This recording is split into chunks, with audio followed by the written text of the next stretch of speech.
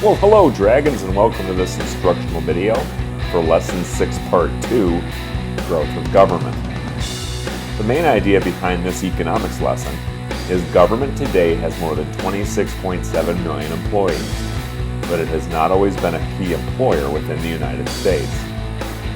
With that in mind, by the end of watching this video, you will be able to describe the factors that influence the growth of government, explain why government expenditures have increased over time, and identify how federal, state, and local governments spend their money. Now that the outcomes for this lesson have been shared with you, let's get started.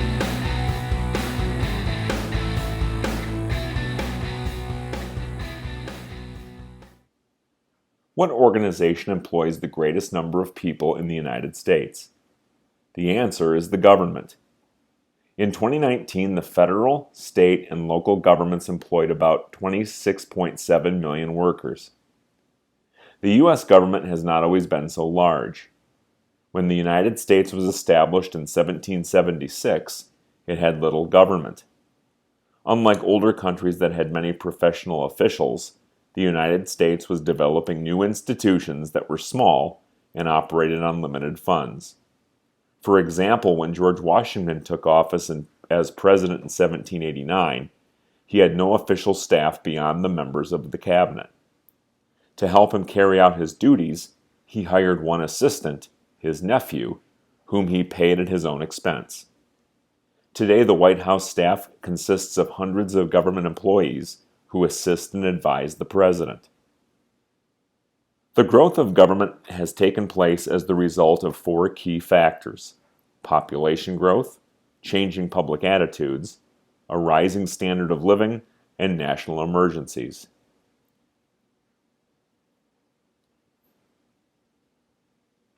The United States has grown dramatically over time, from 13 states along the Atlantic coast to 50 states that stretch across North America and into the Pacific. As the nation's territory has increased, so has its population. Meeting the many needs of this expanding population has meant increasing the number of government employees. Why? A larger population requires, for example, more educational facilities, increased road construction and repair, more police protection, and larger national defense forces. How much has the U.S. population increased? When it was founded, the United States was home to fewer than 4 million people. By 2022, the population had grown to more than 332 million people, making the United States the third most populous nation in the world.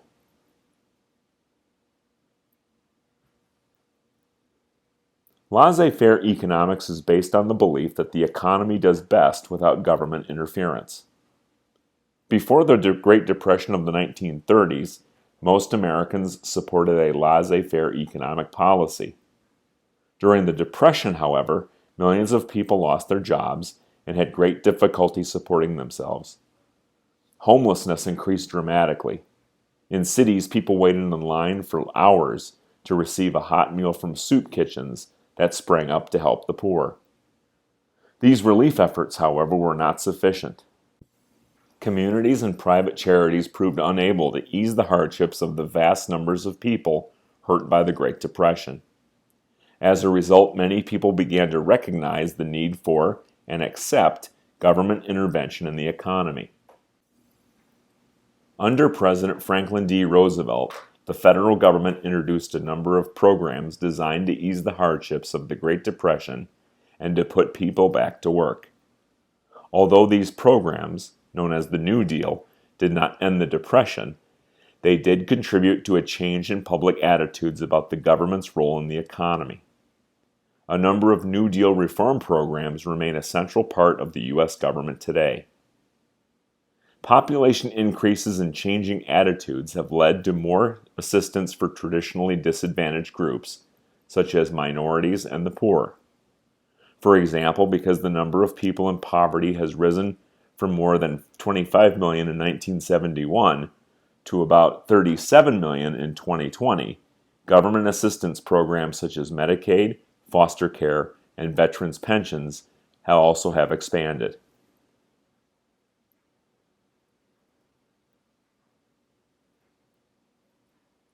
As was the case during the Great Depression, economic hardships can lead to the growth of government.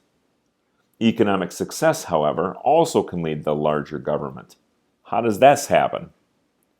Once people earn enough to meet their basic needs, they then look for ways to fulfill their wants, usually through increased spending.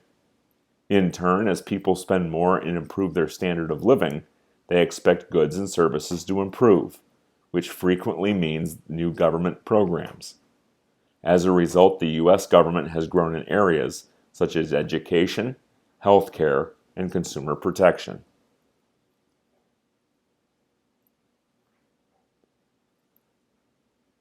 A national emergency such as war can also cause the government to increase in size. For example, during World War I, the number of civilian employees of the federal government more than doubled, from just less than 402,000 workers in 1914 to nearly 855,000 workers in 1918. Similarly, the number of federal employees increased during World War II, from about 1 million in 1940 to almost 4 million in 1945. Government spending increased as well. Although the number of federal employees dropped after both wars, the number never fell to pre-war levels, and the government continued many of the programs that were introduced during wartime. Why? Even after the wars ended, people wanted the benefits from these programs to continue. For example, in 1944, Congress passed the GI Bill of Rights, which provided funds for veterans to attend college. Members of the armed forces continued to benefit from this program, again, which was later expanded for decades after World War II had ended.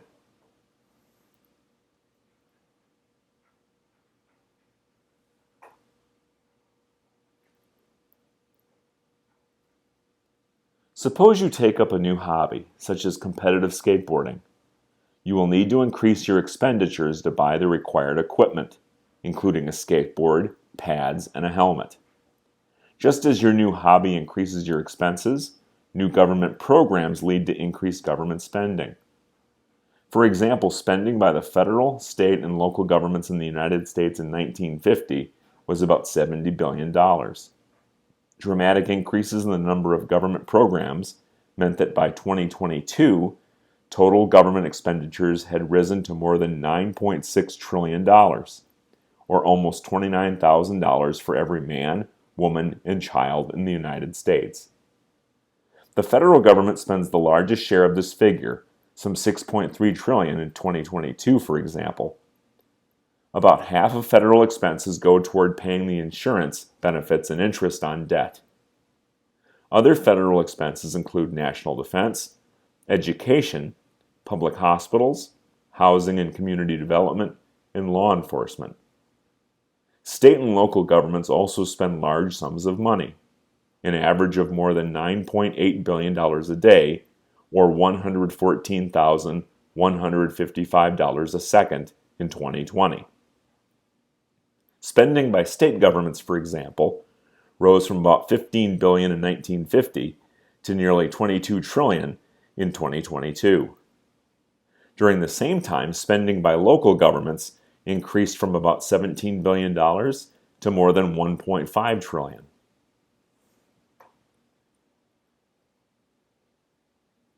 The largest expenditures in state and local budgets are generally for education, public welfare, road construction, and maintenance.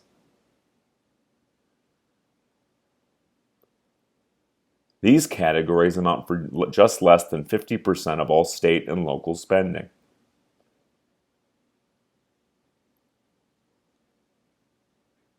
The rest of state and local spending pays for public libraries, hospitals and healthcare, police and fire protection, public buildings, sanitation services, and government administration.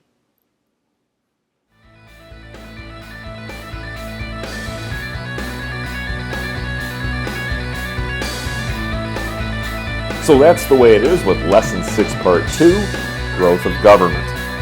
At this point, you should know that the levels of government have grown in size and complexity because of various factors, and the introduction of new government programs has increased government spending at the federal, state, and local levels. Don't forget to subscribe to my channel to have the entire catalog of economics videos available at your fingertips. Click the subscribe button and then click the follow bell to receive notifications as to when the channel is updated. Thanks for watching, and I'll catch you in class, Dragons.